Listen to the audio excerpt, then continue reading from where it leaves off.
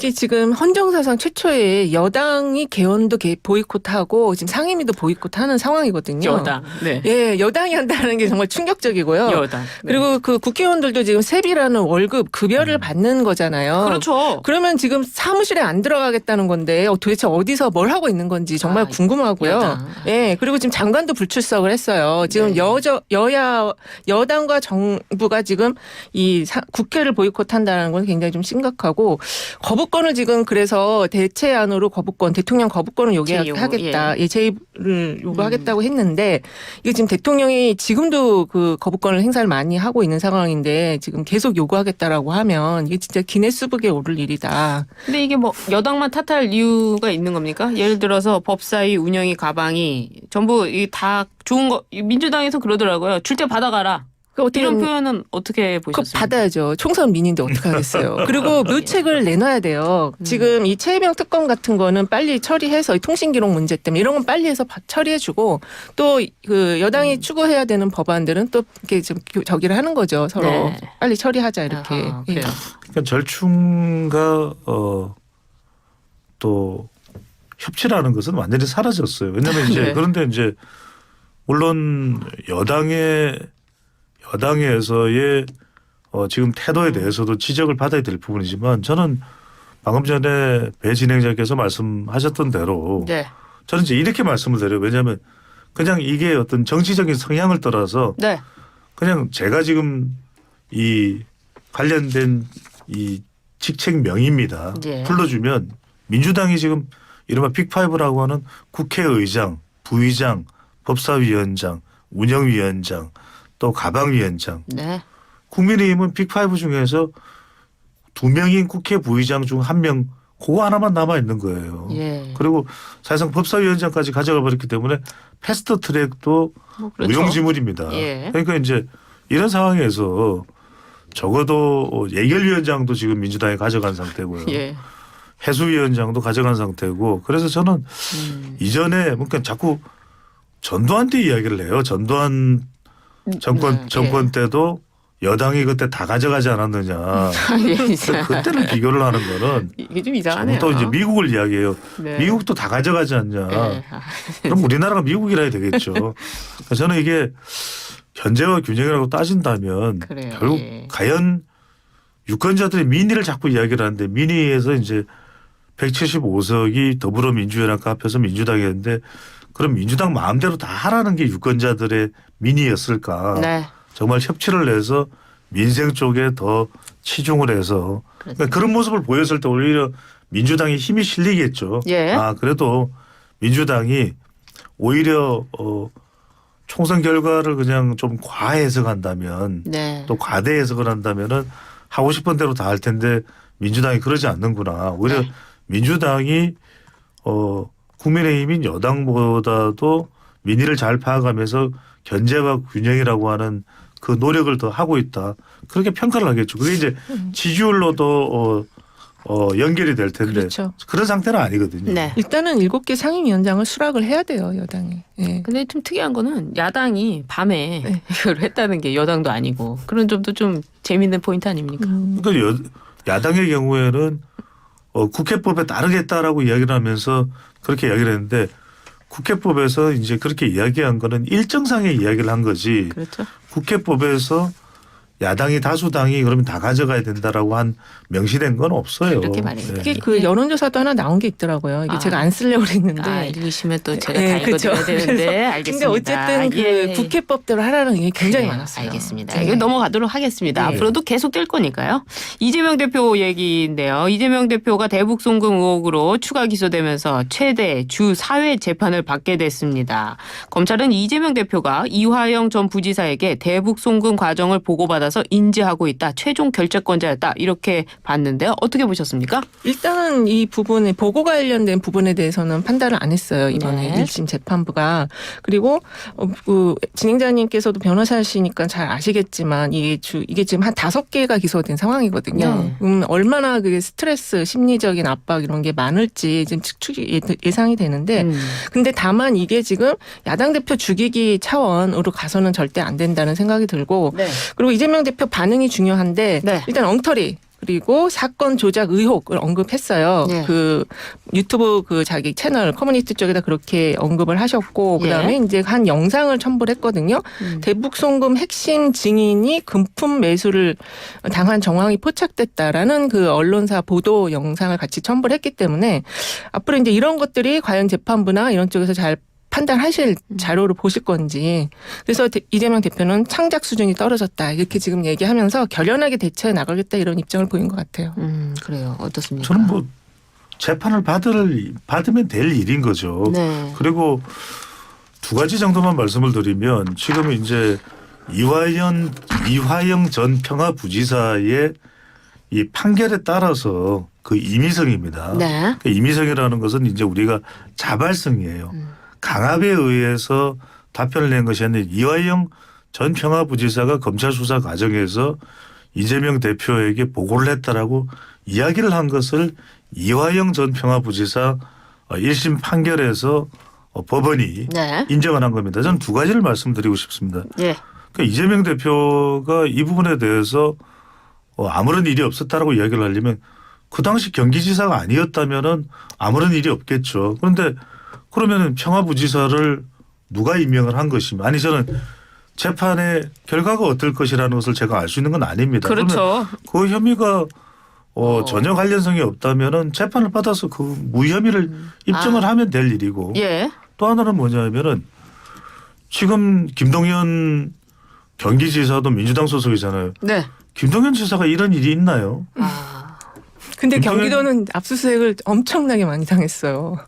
네. 그러니까 경기도가 저는 이런 일이었는데 그래서 저는 너무나 많은 일들이 있고 또 이재명 대표는 지금 다수당의 대표이기도 하고 네. 지난 대선에 출마한 또 유력 정치인이기도 하고 예. 그래서 저는 또 하나 이제 말씀을 드리자면 네.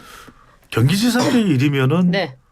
경기지사 때 이재명 대표 개인의 일 아닌가요? 또 예, 그렇죠. 대장동과 관련된 일이면은 성남 시장일 때 이재명 대표의 개인의 일 아닌가요? 그런데 이 부분에 대해서 아까 이은영 소장님께서 말씀하셨지만 민주당에서 대변인이나 의원이 이렇게 이거는 문제가 있다 예. 또는 어떻다 저떻다라고 이야기를 하는 것이 과연 공당으로서 맞는 일인지를 모르겠어요. 개인의 일을 네. 당 차원에서 하는 게 맞느냐? 아니 대표기 때문에 이제 네. 방어를 해야죠. 그거는 뭐 당연한 거고. 그래요. 그 수사기관이 증거를 조작하는 사안이 이번 그 이재명 대표와 관련한 여러 가지 그 사건에서 제일 핵심적으로 우리가 바라봐야 될 점은 수사기관이 과연 증거를 조작하는가 이 부분이거든요. 예. 지금 그렇게 하고 있다라고 보고 있기 때문에 당에서도 지금 방어를 하는 것이고 예. 그리고 만약에 실제 저희는 그런 생각을 이런 일은 있을 수 없다고 생각하지만 예. 그런 일이 만약에 정치인에 대해서 이루어지고 있다면 굉장히 억울할 수 있잖아요. 네. 그러니까 이제 그런 일이 일어나지 않도록 사법과 검찰, 뭐 재판부나 그 예방 조치 같은 만약에 있다면은 예방 조치도 필요할 수 있는 거고. 그러니까 그런 부분도 같이 좀 봐야 된다 이번 사건들이. 네. 예. 근데 분명히 구분을 할 필요는 있을 것 예. 같아요. 이재명 대표가 검찰을 비판했다고 이야기를 합니다. 창작 수준이 갈수록 떨어지고 있다. 또 이 사건이 얼마나 엉터리인지 조금만 살펴봐도 알 수 있다. 그러면 저는 얼마나 엉터리인지 매우 구체적인 근거를 제시하면 되잖아요. 네. 그러니까 창작이다라고 이렇게 굉장히 상징적인 비판을 할 이유가 없습니다. 법은 법으로 대응을 하면 되는 것이거든요. 예. 그리고 더군다나 이게 이번에 임의성이 있다 이화영 전 평화부지사의 대북과 관련된 그럼 경기도 전 평화부지사가 대북 송금과 관련됐다라는 것이지 일반 개인이 아니지 않습니까? 네. 그러면 그 부분에 대해서 왜 관련이 없는 일인지 왜 평화부지사가 그렇게까지 중국에 가면서 예. 북한과 접촉하고 한 일에 대해서 상당히 나는 민감할 수 있을 것 같거든요. 왜냐하면 예. 이게 자칫 잘못하면은 북한에 뭔가를 보내는 일이 그 그렇죠. 외에도 쌀 10만 톤인가요? 여러 가지 예. 대북 접촉과 또 대북과 관련된 일들이 있었음에도 불구하고 심지어는 이것도 저도 이제 보도를 통해서 확인하는 겁니다만 지사의 이 직인까지도 찍혀져 있다고 하거든요. 그런데 지금 이재명 대표는 그 부분에 대해서 정확하게 해명을 못 하고 있는 상황이라면 네. 그리고 또 법원입니다. 법원의 판결에 대해서 지금 어떤 이야기가 나오냐면은 법 왜곡죄를 뭐 신설하겠다라고 이야기를 한다라는 것은 이건 뭐냐면 판사에 대한 압박이거든요. 예. 그러니까 이제 검찰 수사의 경우에는 정치적으로도 아주 제한적이 된다고 판단합니다만은 뭐 그런 정치적인 또 예. 발언을 할 수도 있다고 봅니다만 사법부에 대해서는 존중을 해야 되는 것이겠죠. 그리고 그것이 설사 맞지 않는다도 우리 사법부 체계가 항소라는 것도 있고 네. 또 상고라는 것도 있고 삼심제. 그렇죠. 이걸 통해서 대응을 하면 될 일이지. 아. 이걸 마치 뭐 조작을 한 것 같다 또는 검찰이 이 준 자료만 가지고 판사가 재판을 하고 있다. 이래버리면 사법부도 다 불신되고 그럼 아무것도 믿을 수가 없는 네. 것이겠죠. 어떻습니까? 이 역풍의 우려는 없습니까? 일단 삼심제라는 그 이제 법원과 그 사법부의 판단에 대한 제도적인 것들은 마련이 되어 있는데 그 과정에 대한 게 지금 굉장히 미비한 것 같아요. 근데 다른 국민들은 이런 절차를 거쳐서 네. 다 재판을 받잖아요. 그 과정 속에서 좀 그 사실 억울하면 유전무죄 뭐 그런 얘기 있잖아요. 무전유죄. 억울하면 재심도 있고. 재심인데 재심은 아시잖아요. 통각이 엄청 아니, 제가 어렵잖아요. 궁금한 거는 네, 그게 꼭 이재명 대표가 재판을 받을 때 네. 이렇게 민주당에서 주장할 필요가 있느냐. 그럼 아니, 나머지 국민들 전체적인 국민들의 입장에서는 여태까지 그 사법제도의 문제점을 왜 고치지 않았느냐 하는 일부 시각이 있을 수 있는 거 아닙니까? 일반 그 서민들이 사법제도의 어떤 그 개선점을 이야기하기에는 그렇게 해서 싸우신 분들도 많은데 사실 너무 이게 개선하기가 힘들었어요. 예. 그나마 이번에 이제 이런 검찰 출신, 검사 출신 대통령이 됨으로써 이 사법제도에 이제 좀 문제가 있는 것들을 좀 손을 보자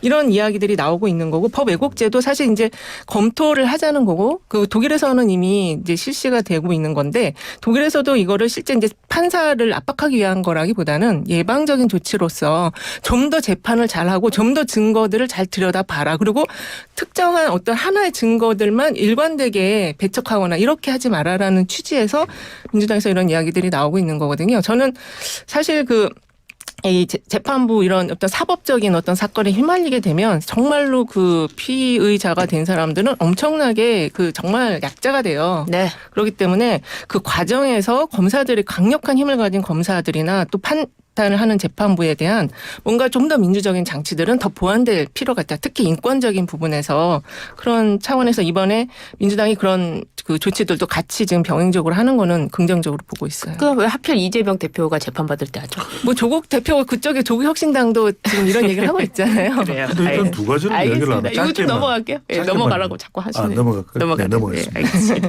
다음 주에 또 얘기해 보도록 하고요. 한동훈 전 비대위원장이 헌법 84조 논쟁에 불을 붙이면서 이재명 대표를 겨냥했습니다. 한 전 위원장의 행보를 두고 정치권의 해석이 또 갈리고 있어요. 어떻게 보십니까? 저는 뭐 정치권 해석을 떠나서 두 가지라고 봅니다. 네. 이재명 대표를 정조준했다. 이 이야기는 뭐 다른 이야기보다는 헌법 84조가 바로 대통령은 재임 시에 네. 내외란죄를 제외하고는 형사상 소출당하지 않는다. 국정 안정을 위한 것이겠죠. 그렇죠. 그리고 상당히 이제 국민들 자체가 그런 대통령 리더십의 불안정성 속에 놓여서는 안 된다는 점을 이 84조는 강조하고 있죠. 네. 저는 이 수치가 참 묘하다. 왜요? 84라고 하는 것이 84. 네. 한동훈 전 위원장이 이 전당대 출마 가능성이 84% 이상 높아지고 있다. 이렇게 볼 수 있을 것 같고요. 예. 도저히 이 이화영 전 평화부지사 판결 이후에 예. 이른바 이제 지난 총선에서 내걸었던 것이 한동훈 전 위원장이 2조 심판이거든요. 2조 심판이었죠. 고무직은 묵과할 수가 없다. 예. 이제는 그냥 이 명분 때문에라도 나온다. 묵게 할 수밖에 없다. 네.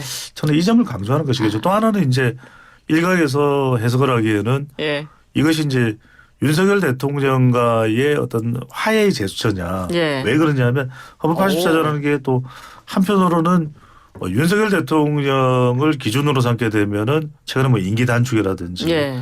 야권에서의 탄핵 시도에 대한 일종의 예방책 차원의 또 분석일 수도 있고 해석일 네. 수도 있거든요. 그런 점에서 또 윤석열 대통령과는 충돌하지 않으면서 네. 2조 심판을 명분으로 해서 전대 출마하겠다. 예. 84%. 헌법에 100조에 있었으면 100%인데 84조여서 84% 알겠습니다. 이게 수치가 바뀔 수가 있나요? 어떻습니까? 일단은 이 84조 언급한 것 자체가 배 소장님 말씀하신 것처럼 네. 2조 심판론의 일환이거든요. 아, 그래요? 그래서 이제 전대 출마의 명분을 쌓기 위해서 이재명 대표, 야당의 대표를 공략하는 것인데 네. 사실 한동훈 그 비대위원장이 법무부 장관 출신이잖아요. 네. 그러면 일단 무죄 추정의 원칙이라는 가장 기본적인 거를 예. 일반 시민들도 다 알고 있는 내용에 근거해서 이야기를 해야 되는데 그걸 간과한 채 이 if 가정을 전제로 해서 먼 훗날에 이야기를 했다. 근데 사실 한동훈 지금 그 비대위원장이 전 비대위원장이 전대 출마하면 이분도 대통령 후보를 하겠다라는 의도가 있는 거거든요. 네. 이분도 지금 특검법 지금 이야기 나오고 있는데 똑같이 적용되는 사안이기 때문에 좀 그런 측면이 있고 그다음에 이제 아까 배 소장도 말씀하셨는데 윤 대통령과의 관계성이에요. 그래요? 전대 출마를 하게 되면은 네. 제 생각에는 지금 대통령 지지율이 뭐 너무 낮기 때문에 20% 초반대 뭐 30% 초반대이기 때문에 차별화 전략으로 가야지 네. 되는데 이분 지금 입장이 애매해요. 제1야당 대표를 공략할 게 아니고 윤 대통령을 공략을 해야지 전대에서 당 내에서 입지가 존재감이 확보될 수 있다. 저는 그렇게 보고 있습니다. 요거 좀 짧게만 말씀드리면 계속해서 이제 한동훈 전 위원장이 등장하면 야권에서나 또 반윤석열 정서가 있는 쪽에서는 계속해서 그 부분을 지적할 거예요. 왜 최상병 특검법 이야기 안 하느냐. 뭐 김건희 여사 이야기 안 하느냐. 저는 일절 대응을 아주 구체적으로 안 할 것 같아요. 네. 왜냐하면 야권이 뭐라 하든 간에 이 한동훈 전 위원장은 그냥 국민의힘과 정치권을 혁신하는 쪽으로 윤석열 대통령과는 다른 투트랙 전략으로 그런 길을 걸어갈 가능성이 오히려 더 크다고 봐야 되겠죠. 근데 한동훈 위원장이 이 84조 논쟁을 불붙였는데 그 전제가 이재명 대표가 대통령이 된다라는 전제예요. 이에 대해서 나경원 그 의원은 좀 뭐랄까요 비판을 했습니다. 네, 어떻게 맞아요. 보셨어요? 아니 그러니까 지금 그러니까 이 발언을 한 그 취지가 좀 불순하다는 거죠. 그리고 이제 전대 출마를 위해서 만약 이 한동훈 전 비대위원장이 당내 기반이 아직 약하잖아요. 네. 그러니까 이제 지금 같이 대통령 지지율이 낮을 때는 그래도 야당 대표 공격을 해야지 좀 뭔가 존재감을 확보할 수 있으니까 그런 네. 얘기를 했다. 오히려 지금 이재명 대표가 대통령이 되는 건가 이렇게 지금 생각할 수도 있는 부분을 지금 이야기한 거라서 아직은 정치적인 좀 하수다 이렇게 보여지 않아요. 아니 그런 쪽이라기보다는 네. 이쪽이겠죠. 이제 나경원 의원이 이야기를 한 것은 설사 만약이겠죠. 가정을 하는 겁니다. 정치는 뭐 여러 가정들이 많으니까. 그럼요. 그래서 대통령이 이재명 대표가 대통령이 됐을 때 그만두겠느냐. 뭐 그런 헌법 84조 때문에 그렇지 않을 것이다.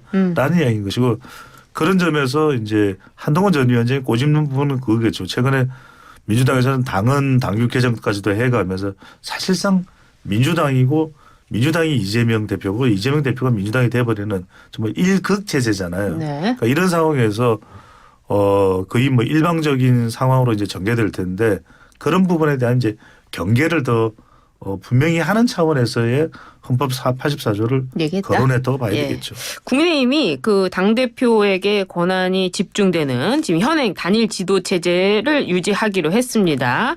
그런데 그 여론조사 반영 비율, 민심 반영 비율은 20%, 30%에서 결론을 내리지 못하고 있습니다. 네. 어떻게 보십니까? 여론조사 전문이시니까. 일단은 그 하이브리드 그 당 체제를 이제 지금 바꾼 것 같아요. 이거 도저히 안 되겠다. 2인 체제로. 도입이 안 됐어요. 네, 그러니까요. 그래서 다시 단일 체제로 가는 걸로 결정을 한 것 같은데 네. 그럼 이제 당대표 만들려면은 그 룰이 제일 중요한데 전대룰 관련해서 계속 말이 나왔는데 이게 사실 민주당은 5대5거든요. 민심 당심은 5대5예요. 근데 지금 국민의힘은 지금 100% 당심이기 때문에 5대1 아니었나요? 근데 어쨌든 그 기본적으로 예전부터도 5대5로 민심과 당심을 맞춰가지고 룰을 보통 만들어 왔거든요. 네. 그런데 지금 국민의힘이 이 대통령 지지율이 낮은 상황에서 지금 이 비대위를 갈 수도 있는 이런 상황에서 지금 전대를 해야 되기 때문에 민심을 반영하지 않을 수가 없다. 근데 그러면 20% 할 거냐 30% 할 거냐 이거는 사실 2대 8이나 7대 3이냐 이거는 그렇게 와닿지 않아요. 민심에 정말 체감하게 하려면 확실하게 5대 5로 맞춰주는 게 그래도 좀 지금의 상황에서 그래도 국민의힘이 민의를 수용하는구나. 당은 그래도 수용하는구나. 이렇게 보여질 수가 있다는 거죠. 이거는 뭐 상당히 이견이 있는 거죠. 왜냐하면은 전당대회는 사실은 기본적으로는 당의 행사예요. 그렇죠. 그렇기 전당원 때문에 행사죠. 당원들이 중심이 돼서 예. 전당대회가 열리는 것이 맞는 겁니다. 네. 그래서 이제 지난번에는 당원 100%로 바뀌었습니다. 그때 이제 뭐 윤심 논란이 있긴 있었죠. 예. 하지만 이제 그럼에도 불구하고 또 이제 총선의 민의를 수렴하는 것은 국민 여론을 어느 정도 반영하는 것이 좋다는 것인데 저는 20% 30%는 중요하지 않다고 봐요. 예. 이제 그 비율은 적어도 국민을 여론을 포함하느냐가 중요한 것이기 그렇죠. 때문에 30% 정도를 포함하면 뭐 적절한 정도의 수준이 될 거고 중요한 것은 당원 100%가 됐든 국민 여론조사 30%가 됐든 실제로 아주 유력한 인물이 전당대회 후보자로 등장하면 그 영향은 크지 않아요. 예. 지금은 한동훈 전 위원장이 등장한다면 이제 다음 주에 출마 의사를 표명한다는 이야기도 지금 뭐 전망이 나오고 캠프가 있는 뿌려졌다고 전망이, 하는데 전망이 나오고 있는 상황이라면 네. 뭐 어대한이라고 이야기를 하잖아요. 어차피 대표는 한동훈이다라는 네. 이야기이기 때문에 더 혁신적인 내용이 앞으로 이제 전당대 이후에 어떤 비전이 혁신 방안이 나오느냐가 네. 더 중요하다고 봐야 되겠죠. 그래요. 하여튼 민심 반영 비율이 높아지면 안철수 의원도 좀 이 전대 룰 변경하면 나올 수도 있다 뭐 이런 얘기도 나오고 있습니다. 그렇죠. 그래서 이제 안철수 의원도 사실 민심 쪽에서는 좀 지지가 있을 수 있는데 근데 네. 이제 당적을 바꿨잖아요. 네. 그게 힘들어요. 아. 네, 그래서 이 당 지지층에서 인정을 네. 안 한다. 그렇군요. 그런 어려움이 있죠. 잘 뚫고 나가야죠. 아 그래요. 근데 민주당 얘기 아주 짧게 해야 되는데 당대표 사퇴 시한에 예외 규정을 두는 개정안을 의견을 했는데 당내 반발이 이어지고 있습니다. 아마 친명 쪽에서도 그러고 있는데 어떻게 보십니까? 우리 소장님. 네, 어쨌든 당원 당규 개정해서 그 시기를 조정하는 부분이고 당권 대권 일치하는 부분에 있어서는 변동은 없거든요. 그런데 예. 지금 이렇게 결정한 거는 지금 전국이 워낙 유동적이기 때문에 그렇게 한 것 같아요. 그렇습니다.